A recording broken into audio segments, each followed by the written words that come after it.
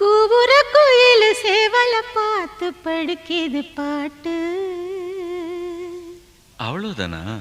இப்ப பாரு.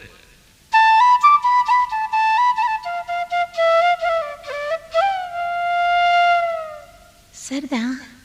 மேல பாடு. நீயும் பதில் சொல்லு கேட்டு. ஓஹோ.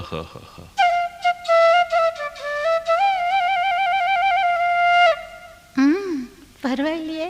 ஏய், பேச்ச மாத்தாத, பாட்டப்படி. மாமா மயங்கிடலாமா?